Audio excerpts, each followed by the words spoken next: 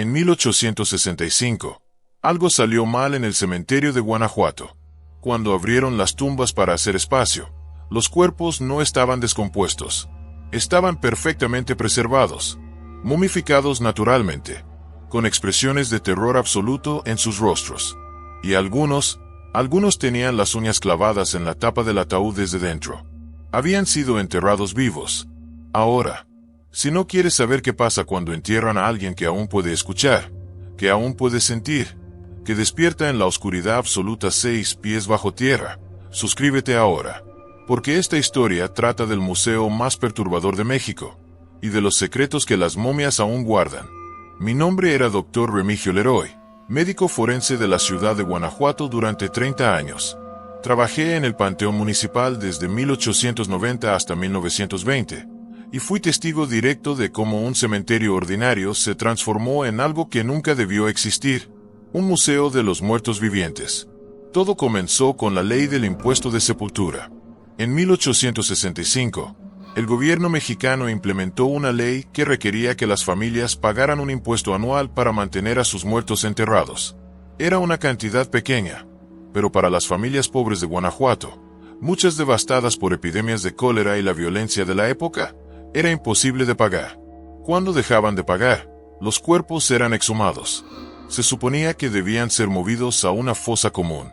Pero cuando sacaron los primeros cuerpos, descubrieron algo extraordinario. No se habían descompuesto. El suelo de Guanajuato tiene una composición mineral única, alto contenido de nitrato y alumbre, combinado con el clima seco de la región y la ventilación de las criptas.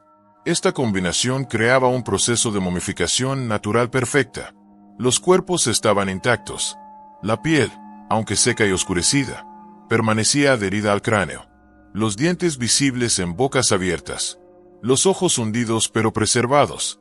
El cabello, en muchos casos, aún crecía largo y abundante. Eran momias, pero no momias egipcias preparadas con rituales y aceites. Estas eran momias accidentales, mexicanas, y absolutamente aterrorizantes. Al principio, los trabajadores del cementerio simplemente las almacenaban en una bodega subterránea del panteón. Pero algunos visitantes comenzaron a pagar a los trabajadores para ver las momias. La curiosidad mórbida es una fuerza poderosa. Para 1900, cuando yo llegué a trabajar allí, ya había más de 100 momias almacenadas en lo que llamábamos las catacumbas.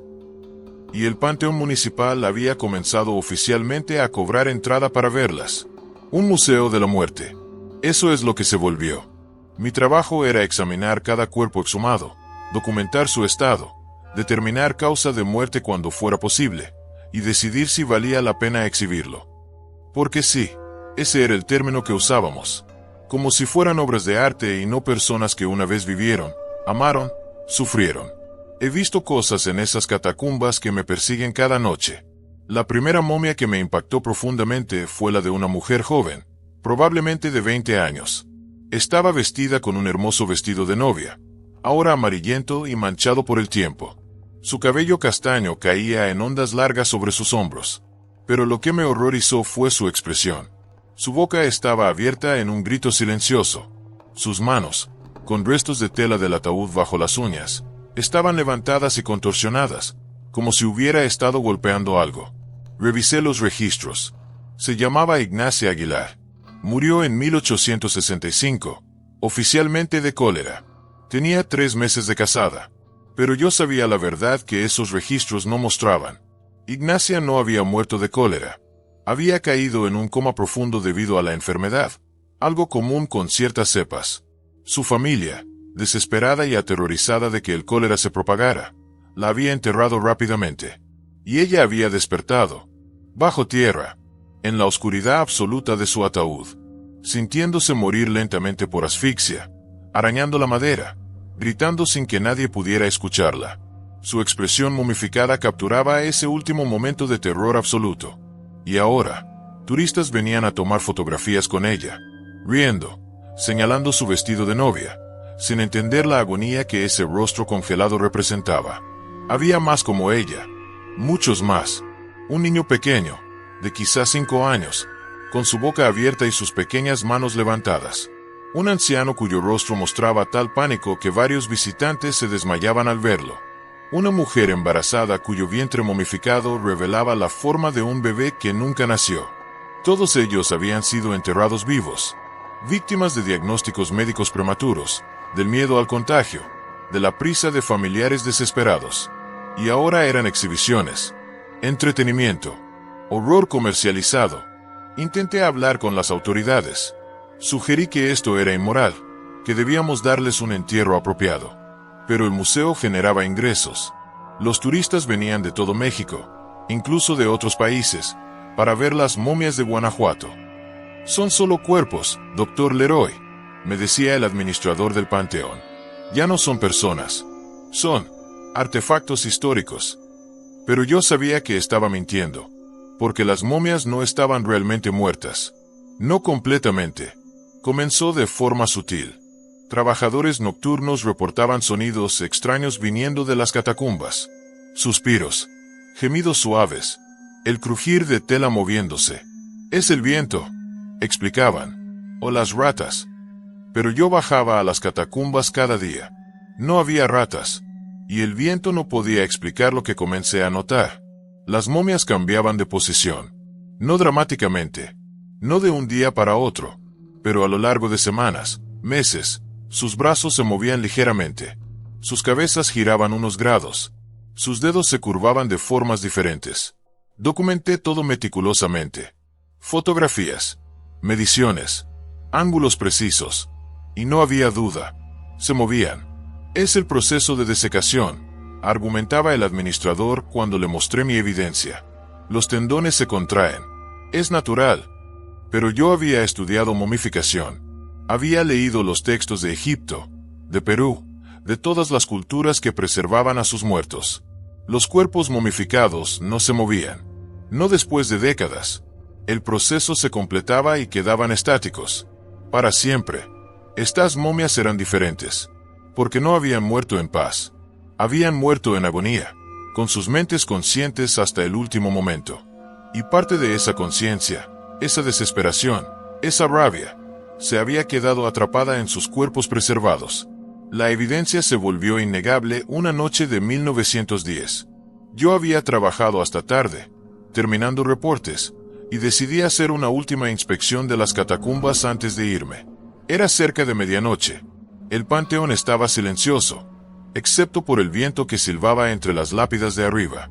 Bajé las escaleras de piedra hacia las catacumbas, mi lámpara de aceite proyectando sombras danzantes en las paredes húmedas. Las momias estaban dispuestas a lo largo de las paredes, de pie en nichos especialmente construidos, sus rostros mirando hacia el pasillo central. Caminé lentamente, revisando cada una como hacía todas las noches. Todo parecía normal. Las mismas expresiones de terror, las mismas posturas contorsionadas. Entonces llegué a Ignacia Aguilar, la novia. Algo estaba diferente.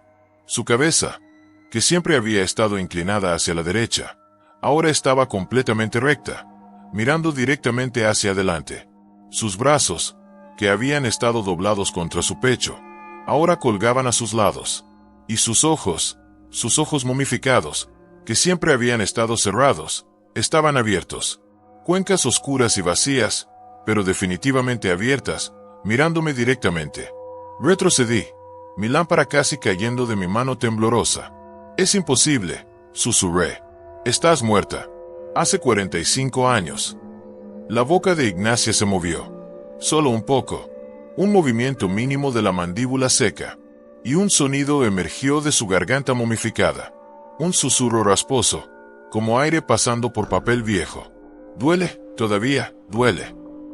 Corrí como nunca había corrido en mi vida, subiendo las escaleras, saliendo del panteón, no deteniéndome hasta llegar a mi casa a 3 cuadras de distancia. No dormí esa noche. No podía cerrar los ojos sin ver a Ignacia, de pie en su nicho, susurrando sobre dolor que había durado décadas. A la mañana siguiente, regresé con otros 2 médicos y el administrador. Bajamos juntos a las catacumbas. Ignacia estaba en su posición normal, cabeza inclinada, brazos cruzados, ojos cerrados. Lo imaginó, dijo el administrador. El cansancio, la oscuridad. Es fácil ver cosas que no están. Pero yo sabía lo que había visto. Y sabía que no estaba solo.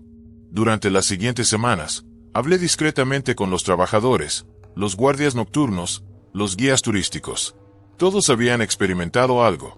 Todos habían visto a las momias moverse, escuchado susurros, sentido presencias. Un guardia juró que había visto a la momia del niño pequeño caminando por el pasillo a las 3 de la madrugada, arrastrando su mortaja detrás de él como una capa. Cuando el guardia gritó, el niño simplemente se desvaneció. Un guía turístico reportó que la momia de una mujer mayor había extendido su mano para tocar a una visitante que se había burlado de ella.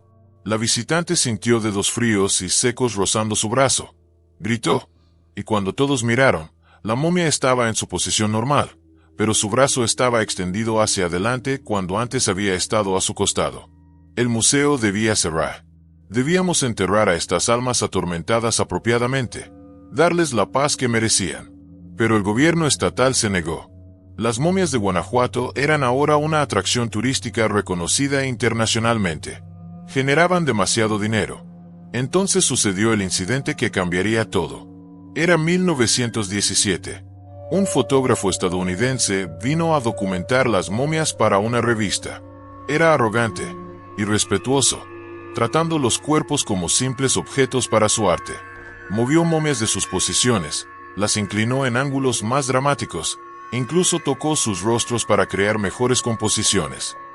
Le advertí que no lo hiciera. Estos fueron personas, le dije. Merecen dignidad. Se rió. Son cueros secos, doctor.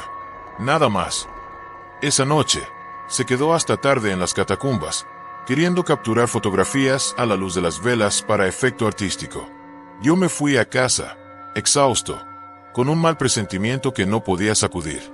A la mañana siguiente, encontraron al fotógrafo. Estaba en el centro del pasillo de las catacumbas, de rodillas, con su cámara destrozada a su lado. Su rostro estaba congelado en una expresión de terror absoluto. Su cabello, negro cuando llegó, se había vuelto completamente blanco durante la noche. No estaba muerto, pero tampoco estaba exactamente vivo. Cuando intentamos moverlo, comenzó a gritar. Gritos que no sonaban humanos, gritos que hacían eco de las paredes de piedra hasta que tuvimos que taparnos los oídos.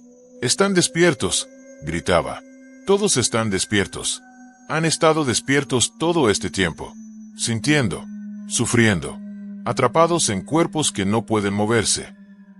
Tuvimos que sedarlo para sacarlo de allí. Lo llevaron a un hospital psiquiátrico en la Ciudad de México. Murió 2 semanas después, todavía gritando sobre las momias despiertas.